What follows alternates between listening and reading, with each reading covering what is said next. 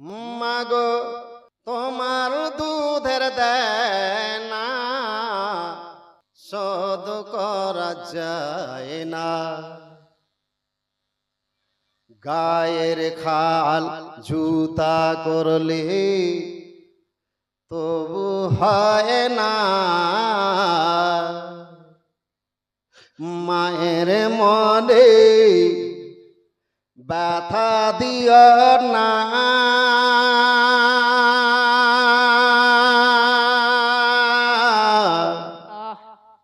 মোর জনম দুঃখনি মা।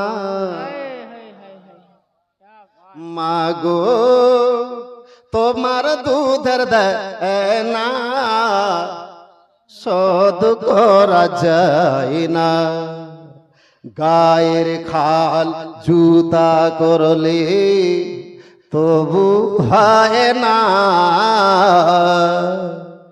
মায়ের মনে ব্যথা দিও না,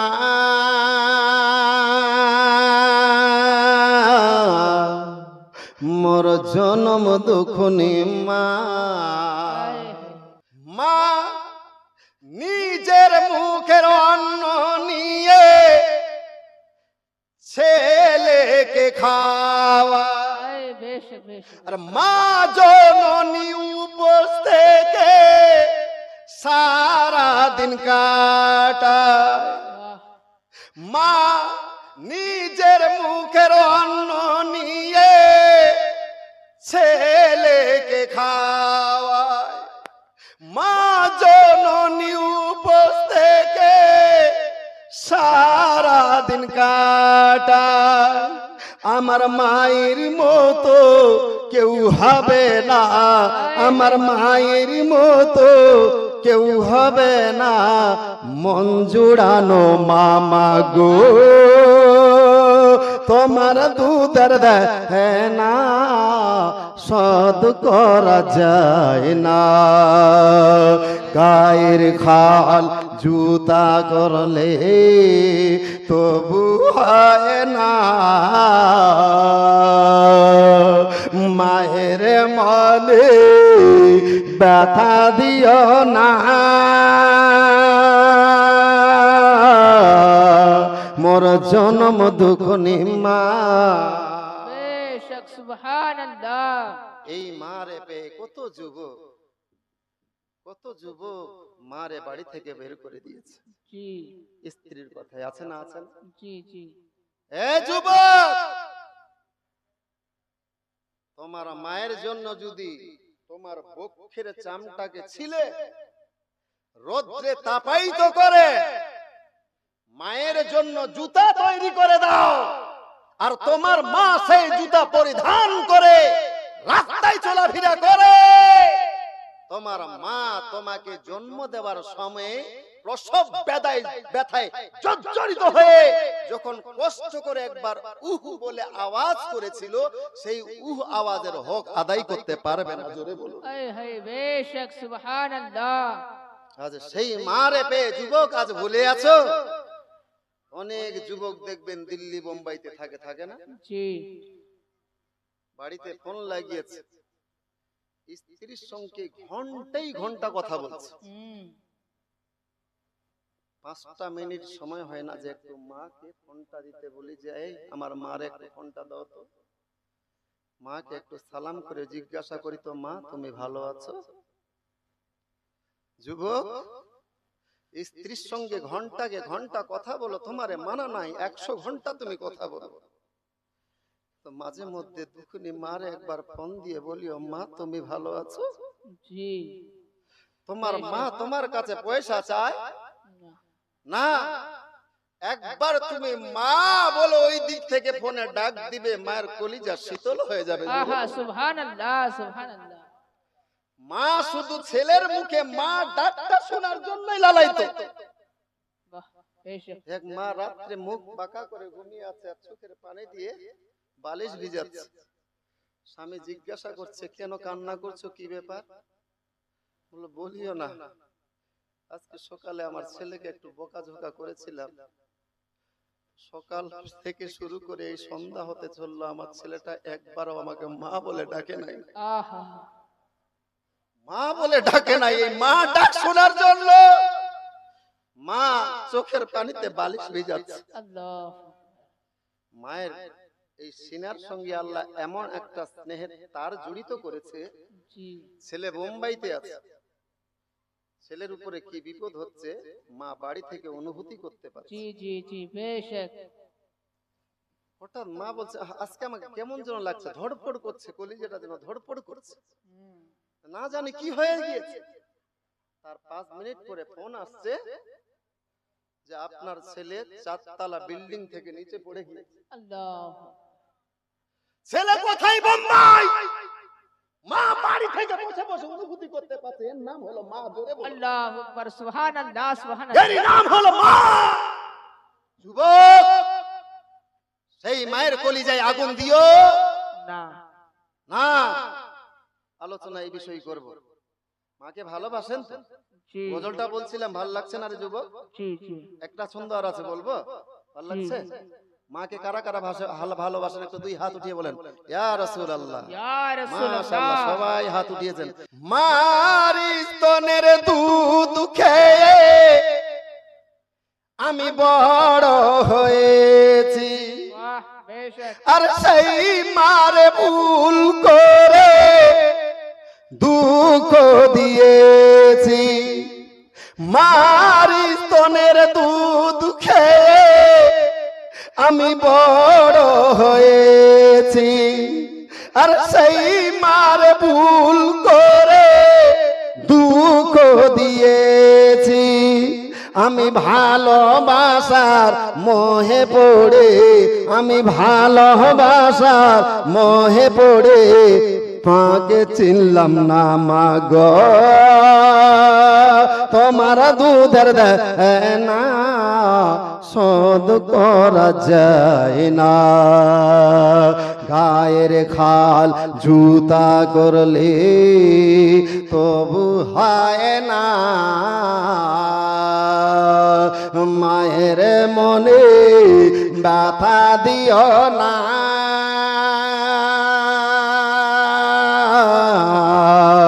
মোর জনম দুঃখনে মা, মা গো তোমার দুধের না শোধ করা যায় না। এবার ভক্তি ভরে দুরূদ শরীফ পাঠ করেন আল্লাহুম্মা সাল্লি আলা সাইয়্যিদিনা মাওলানা মুহাম্মদ ওয়া আলা আহলি সাইয়্যিদিনা মাওলানা মুহাম্মদ সাল্লাল্লাহু তাআলা আলাইহি ওয়াসাল্লাম। মায়ের বিষয়ে কিছুটা আলোচনা হালকা হলো, গজলের মাধ্যমে আপনাদেরকে শোনালাম। এইবারে আসেন আমার নবীর মহব্বত, আমার নবীর ভালোবাসা নিয়ে আমি পবিত্র কালামুল্লাহ হইতে তেলাওয়াত করেছি। আমার আল্লাহ পাক রব্বুল ইজ্জত বলেন, আউযু বিল্লাহি মিনাশ শাইতানির রাজীম, বিসমিল্লাহির রহমানির রহিম। লাকাদ কানা লাকুম ফি রাসূলিল্লাহি উসওয়াতুন হাসানাহ। আমার আল্লাহ পাক রব্বুল ইজ্জত বলেন, নিশ্চয়ই তোমাদের জন্য নবীর আদর্শই হলো একটি আদর্শ জীবনের উত্তম উদাহরণ। জোরে বলুন সুবহানাল্লাহ। নিশ্চয়ই নবীর চরিত্র হলো তোমাদের জন্য একটি উত্তম মডেল। তোমরা যদি আদর্শ জীবন যাপন করতে চাও তাহলে কাউরো নকল করার প্রয়োজন পড়বে না না, কাউরো অনুগত্য করার প্রয়োজন পড়বে না। নবী মুহাম্মদুর রাসূলুল্লাহ সাল্লাল্লাহু তাআলা আলাইহি ওয়াসাল্লামের প্রতি কি বলে আচরণকে, ব্যবহারকে, ওই মুরব্বি কি ব্যাপার জি উঠাউঠি করে দিতে শুরু করে দিলেন আপনারা? এই জন্যই তো বক্তাগুলো মুরব্বি মুরব্বি করে ডাক দিছে। আর ছেলেগুলোও তো আমাদের হয়ে গেছে, আর যুবক বললে খুশি নয়, মুরব্বি বললে বেশি খুশি। ভাই আসলে এই বক্তার সামনে থেকে কেউ উঠাউঠি করলে অটোমেটিক একটা বক্তব্যের মুড নষ্ট হয়ে যায়। আমি আগে বলেছিলাম যদি যাবার মন করে তাহলে আগেই চলে যান। এখন বসে গিয়েছেন, এখন মাঝখানে একটা ক্লাসরুম, জি ক্লাসরুম থেকে ছাত্র অত সহজে যেতে পারবে না বেশ। যতক্ষণ বলতো ক্লাস না শেষ হয়েছে। হুম। একটা পিরিয়ড শেষ হবে তারপরে আসেন আপনি, জি মাঝখানে ব্রেক হবে, আপনার পেশাব পায়খানার প্রয়োজন হলে যান, নিষেধ নেই। জি মাঝখানে ওঠাউঠি করলে বক্তব্যের মুখ নষ্ট হয়ে যায়। তো ভাইজান একটু ধৈর্য ধারণ করে বসেন, ইনশাআল্লাহ নবীর মোহব্বত কি আজকে এটাই আপনাদের বোঝাবো। জি জি আজ এই নবী দিবসকে নিয়ে যারা ব্যঙ্গ করছে, টোল করছে যে নবী দিবস এটা নতুন বিদআত, শিরক। এই নবী দিবস আপনার আরবে হয় না, সৌদি আরবে হয় না। আরে সৌদি আরবে না হলো তো কি হলো, এখনকার আপডেট গোটাই বিশ্বের মধ্যে এখনো আমার নবী জন্ম দিবস পালন করা হয়। একটা নয়, দুইটা নয়, 152টি দেশের মধ্যে আমার নবীর জন্ম দিবস পালন করা হয়। জোরে বলুন সুবহানাল্লাহ বেশক 152টি দেশের মধ্যে যারা বলছে বিদআত আর শিরক, তাদের পরিমাণ খুব স্বল্প, খুব অল্প। জি জি জি বলে না খালি হাড়ি বাজে বেশি। বাজে বেশি বেশক নবীর জন্ম দিবস পালন করনে वाला এখনো পৃথিবীতে শতকরা 82% মানুষ। জোরে বলুন সুবহানাল্লাহ শতকরা 82 জন নবীর জন্ম দিবস পালন করনে वाला, 18% হলো ওই বিদআত আর শিরক করনে वाला। জি জি জি বুঝতে পারলেন? মোহব্বতের কোনো দলিল লাগে না, অথচ নবীর জন্ম দিবসের হাজারো দলিল আছে, বেশক হাজারো দলিল আছে। নবী আমার খুদ এই আপনার প্রত্যেক সোমবারে রোজা রাখতেন। সাহাবীরা জিজ্ঞাসা করলেন, নবী গো এই রমজানে আপনি কি বলে প্রত্যেক সোমবারে রোজা রাখার কারণ কি? তা আমার নবী প্রতি উত্তরে বলছেন, সাহাবীরা এই সোমবারে আমি রাসূল আমার জন্ম হয়েছিল, যার জন্য এই খুশিতে আমি রোজা রাখি। জোরে বলুন সুবহানাল্লাহ বেশক নবী তো নিজেই নিজের জন্ম দিবস পালন করেছে, জি জি জি আর বলছে বিদআত শিরক। ভাইজান তাদের কথায় পা দিয়েন না। মোহব্বতের তবু তো মোহব্বতের কোনো দলিল হয় না। এক সাহাবিয়ে রাসূল বলেন, পেশাব পায়খানা খাওয়া কি হারাম? হারাম না? জি অথচ নবী পেশাব করে একজন সাহাবী রাসূলকে বলছে, যাও ওটাকে ফেকে দিয়ে আসো। ওই সাহাবী রাসূল বলছে, নবীর পেশাব মোবারক মাটিতে ফেলবো, বেয়াদবি হয়েছে, আল্লাহ বেয়াদবি হয়েছে। কি করলেন সাহাবী রাসূল? সেই পেশাবকে পান করে আল্লাহ নিয়েছেন। আল্লাহ সুবহানাল্লাহ সুবহানাল্লাহ নবী তো তারে পান করতে পারে নি নাই। ফাতায়ে মক্কার আগারাত্রিতে নবী আমার ওযু করছেন, সাহাবী রাসূল গোল হয়ে দাঁড়িয়ে আছে। নবীর শরীর থেকে ওযুর পানিগুলো গড়িয়ে গড়িয়ে পড়ছে। সাহাবী রাসূলগুলো যেইভাবে তাবাররুক নেওয়ার জন্য, সিন্নি নেওয়ার জন্য আপনার লড়াই করে না, আমার নবী যখন থুতু ফেলছেন, সেই থুতু মোবারক নেওয়ার জন্য, হাতের মধ্যে নেওয়ার জন্য সাহাবীরা নিজের মধ্যে লড়াই করছে। আহা সুবহানাল্লাহ যারা পেয়েছে তাকে তারা নিজেকে ধন্য মনে করেছে। ফাতাল্লাকা ওয়াজহু ওয়া জাসাদাহু, আমার নবীর ওই থুতু মোবারককে নিজের চেহারা এবং শরীরের মধ্যে মলে নিয়েছে। আহা সুবহানাল্লাহ বেশক একটি হাদিসের বই আছে মুস্তাদরাক লিল হাকিম। এই বইয়ের 3য় খণ্ড 589 পৃষ্ঠায় একটি হাদিস। হযরতে মাহজুরা নামে একজন সাহাবী রাসূল, হযরতে মাহজুরা নামে একজন সাহাবী রাসূল। প্রথমত এই হাদিস শোনার আগে একটা হাদিস শুনেন। প্রথমত আমি যেই হাদিসটা পড়েছি ওই হাদিসটা হলো কি, আমার রাসূলুল্লাহ বললেন, ফালাআনা রাসূলুল্লাহি সাল্লাল্লাহু তাআলা আলাইহি ওয়াসাল্লাম আল মুতাশাব্বিহিনা মিনার রিজাল বিন নিসা ওয়াল মুতাশাব্বিহাতি মিনান নিসাই বিন রিজাল। এই হাদিসের মধ্যে বলা হয়েছে, আমার নবী বলেন, যেই সমস্ত পুরুষ মহিলাদের সাদৃশ্যতা গ্রহণ করে এবং যেই সমস্ত মহিলা পুরুষের সাদৃশ্যতা গ্রহণ করে, এদের উভয়ের উপরে আমার নবীর অভিশাপ আছে। জোরে বলে সুবহানাল্লাহ অর্থাৎ যেই সমস্ত পুরুষ চালে চলনে মহিলাদের মতো চলবে, মহিলাদের কাপড় পরিধান করবে, মহিলাদের মতো ড্রেস পরবে, মহিলাদের মতো চেহারা বানাবে, এবং যেই সমস্ত মহিলা পুরুষের মতো চলাফেরা করবে, পুরুষের সাদৃশ্যতা গ্রহণ করবে, এদের উপরেই আমার রাসূলুল্লাহ কি করেছেন? অভিশাপ নাজিল করেছেন। বেশক বেশক অভিশাপ নাজিল করেছেন। বর্তমানে এই পরিবেশগুলো পাওয়া যায় না আমাদের এলাকায়। পাওয়া যাচ্ছে কি? পাওয়া যায় না। চাই চাই চতুর্দিকে এইভাবে টাকলা করে দিয়েছে আর মাঝখানে ভাল্লুকের মতো চুল ছেড়ে দিয়েছে। জি জি জি হ্যাঁ, হুম তারপরে আবার হাতে বালা, গলায় চেন হাত, তারপরে ফের দেখছি ফির এখানে কানে দুল। দুন কোন দিন যে পড়বে আবার মহিলাদের মধ্যে নাকে ফুল। আয় হায় বেশক বেশক শাড়ি পরতে বাকি আছে, শাড়িটা নিল কি নিল? খবরদার দিবেন না আপনারা। শাড়ি চাইলে দিবেন না, কিছুদিন পরে দেখবেন শাড়িরও ফ্যাশন বার হলো। আর মহিলারা ওদেরকে মহিলা স্বাস্থ্য, ওরাও ফের আল্লাহর কাছে দোয়া করছে, আল্লাহ আমাদেরকে মহিলা করে কেন বানিয়েছো? জি বেটা ছেলে করে কেন বানাওনি আমাদেরকে? বেটা ছেলের মতো ফুল প্যান্ট, এখানে কাটা লাগা ফাটা লাগা, জি আপনার একটা টি শার্ট, হুম মোটর সাইকেলে বসবে তো হায় আল্লাহ, আমাদেরও তো স্ত্রী আছে। জি জি আমাদের স্ত্রী যদি বাইকে পিছনে বসাচ্ছে তো বাইক যেহেতু চালাচ্ছে পড়ে যেতে পারে, তো এই ঘাড়ে একটু হাত দিয়ে রাখো। আয় হায় তো লজ্জা করছে, এই লজ্জা লাগছে, ঘাড়ে হাত দিব। আর এখন মেয়ে বিয়া শাদী হয়েছে কি নাই কইতে পারবো না, এই জিন্সের প্যান্ট আর টি শার্ট পরে সামনে একটা ছেলে বসে আছে, বাইক চালাচ্ছে, ছেলেটা এরকম করে দৌড় করে ধরে আছে। বেশক বেশক। জি জি জি তোবা তোবা, কোন জামানায় চলে আসছে? এই সমস্ত ছেলে মেয়েদের উপরে আমার রাসূলুল্লাহ অভিশাপ নাযিল করেছে। বেশক বেশক বেশক সুবহানাল্লাহ ছেলে দেখছি আল্লাহ ও নিজেকে আফসোস করছে, আল্লাহ আমাকে কেন বেটি ছেলে বানায়নি। এইভাবে মেয়েদের মতো খোপা বানছে, খোপা। আবার অনেকে দেখছে টায়রা পড়ছে, টায়রা ছেলেদের মতো। নাই নাই, আপনাদের এলাকায় মনে হয়। আপনাদের এলাকা নাই, আমাদের এলাকায় বহু ছেলে আছে। আফসোস, এদের উপরে কি অভিশাপ নাযিল করেছে আমার রাসূল। এই মাহাজুরার কথা বলছিলাম, জি যেই সাহাবী রাসূলের কথা। এই মাহাজুরার চুল এত লম্বা, আহ, এত লম্বা, যখন বসছেন কিনা উনি, তো উনার চুল মাটিতে বিছিয়ে যাচ্ছে এবং নিজের চুলের উপরে নিজেই বসে যাচ্ছে। জোরে বলুন সুবহানাল্লাহ অথচ আমার নবীর হাদিস আছে, যেই সমস্ত পুরুষ মহিলাদের মতো চালে চলনে চলাফেরা করবে এবং যেই সমস্ত মহিলা পুরুষের মতো চলাফেরা করবে তাদের উপরে, উভয়ের উপরে রাসূলুল্লাহ লানত। একজন সাহাবী রাসূল মাহজুরা, তার চুল কি লম্বা লম্বা।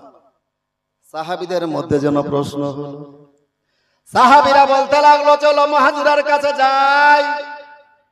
এইবারে মাহজুরাকে বল, ভাইয়েরা আমার, ও পর্দার আড়ালের মা, গভীর মস্তিষ্কে এই আলোচনা শুনবেন আজকে এই রাতের গভীরে, আপনার অন্তর পরিষ্কার হবে, ঈমান তাজা হয়ে যাবে। মাহাজুরা যখন চুল লম্বা করে দিয়েছে, সাহাবী রাসূল বলতে লাগলো, মাহাজুরা ব্যাপারটা কি বলো দেখি। আমার রাসূল তো বলেছেন কোন পুরুষ যদি মহিলাদের সাদৃশ্যতা গ্রহণ করে তাহলে আল্লাহর রাসূল তার উপরে অভিশাপ নাজিল করেছে। এর সত্ত্বেও তুমি চুলগুলোকে লম্বা লম্বা রেখেছো, কারণটা কি? ওই সাহাবী রাসূল বলতে লাগলো, হে সাহাবীরা তাহলে শুনো শুনো,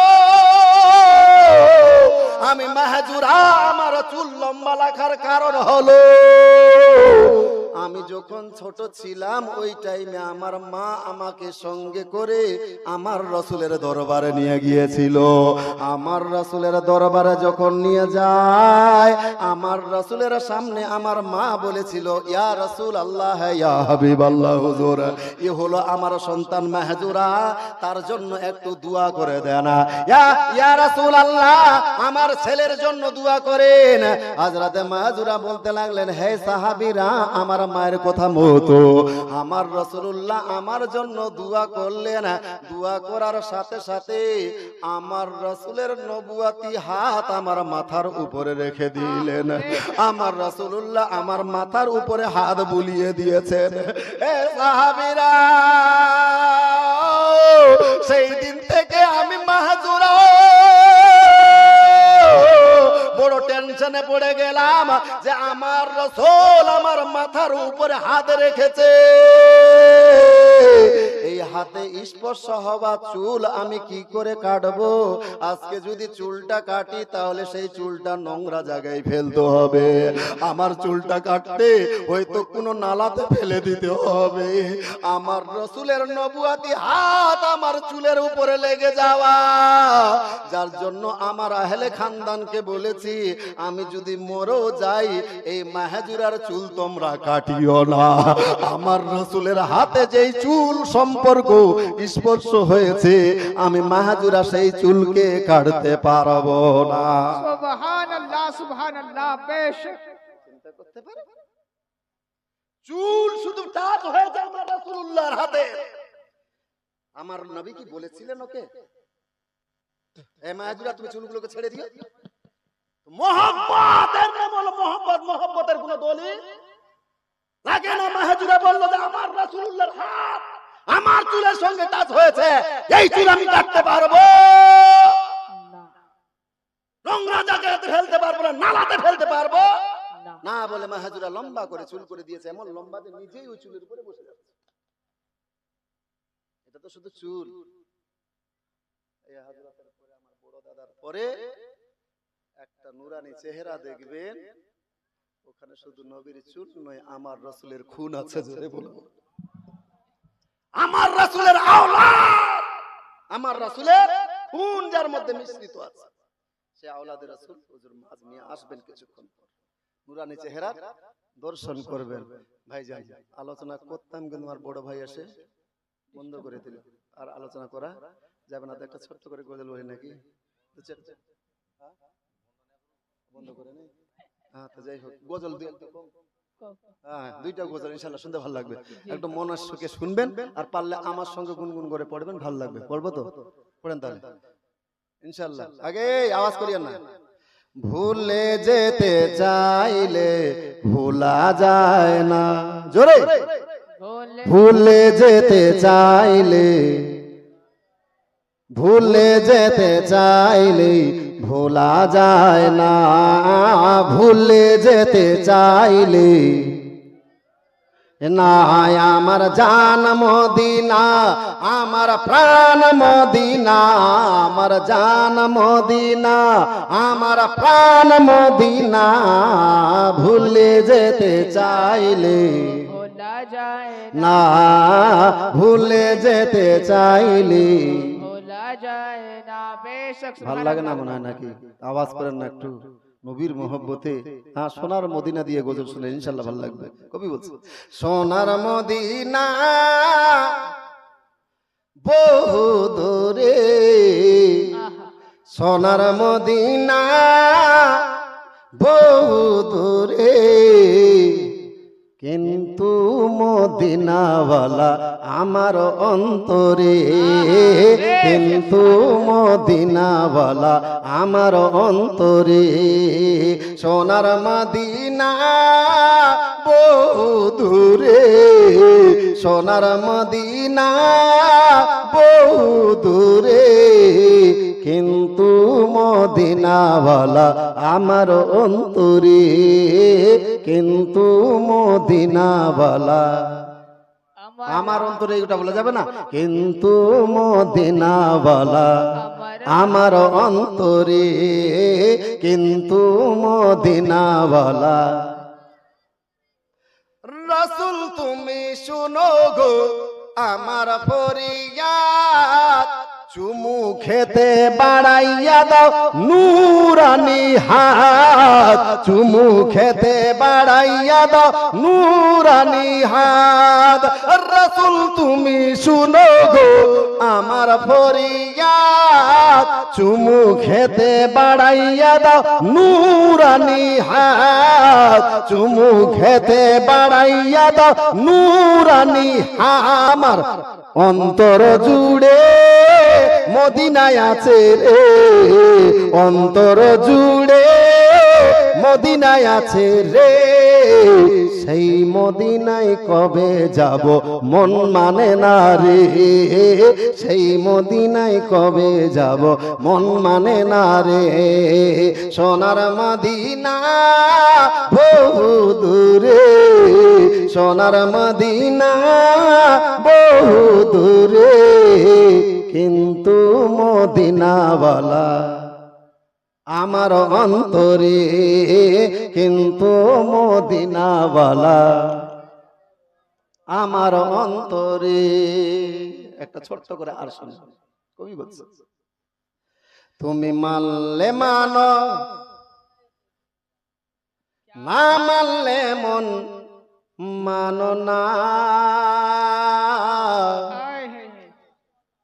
তুমি মানলে মানো, তুমি মানলে মানো, না মানলে মন মানো না।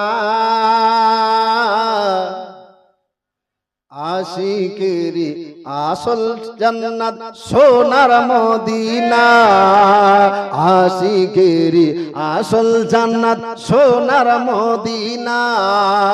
তুমি মানলে মানো, তুমি মানলে মানো, না মানলে মন মানো না। আশিকেরি আসল জান্নাত সোনার মদিনা, আশিকেরি আসল জান্নাত সোনার মদিনা। আশিক হৃদয়ের যত ইশকের জ্বালা দূর করিতে পারে ওই মদিনাওয়ালা, ওই মদিনাওয়ালা। আশিক হৃদয়ের যত ইশকের জ্বালা দূর করিতে পারে ওই মদিনাওয়ালা, ওই মদিনাওয়ালা।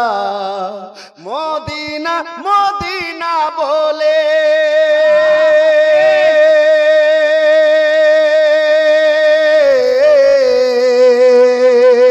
মদিনা মদিনা বলে হয়ে যায় ফানা।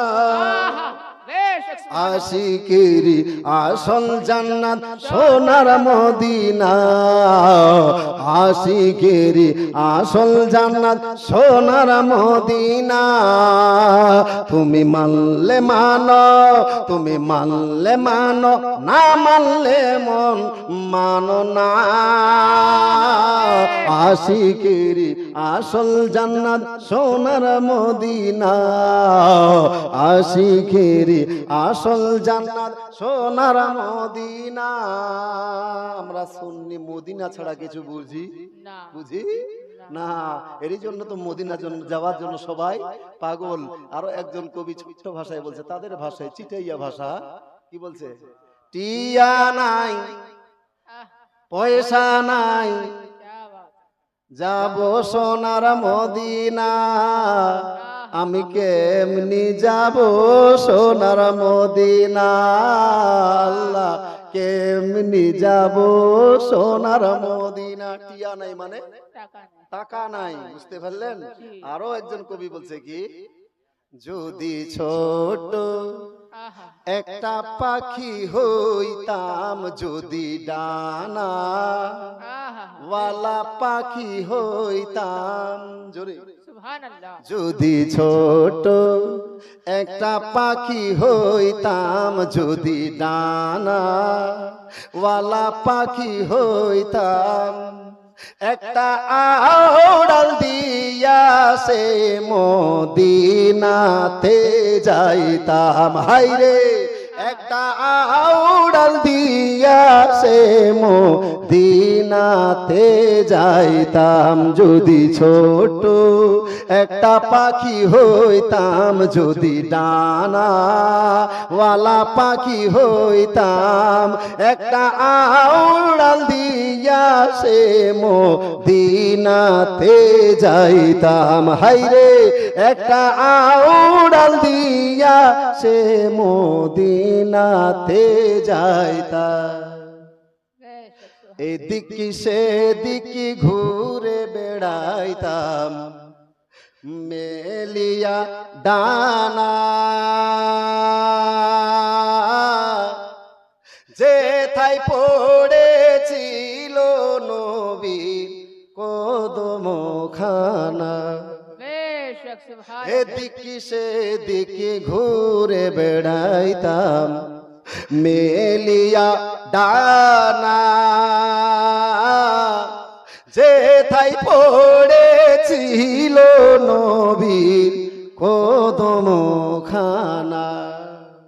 চরণ ধুলি চুমু খেতাম, চরণ ধুলি চুমু খেতাম, বুকের মাঝে জোড়াইতাম। হাইরে বুকের মাঝে জোড়াইতাম, একটা আউড়াল দিয়া সে মদিনাতে যাইতাম, হাইরে একটা আউড়াল দিয়া সে মদিনাতে যাইতাম। যদি ছোট একটা পাখি হইতাম, যদি ডানা ওয়ালা পাখি হইতাম, একটা আউড়াল দিয়া সে মদিনাতে যাইতাম, হাইরে একটা আউড়াল দিয়া সে মদিনাতে যাইতাম।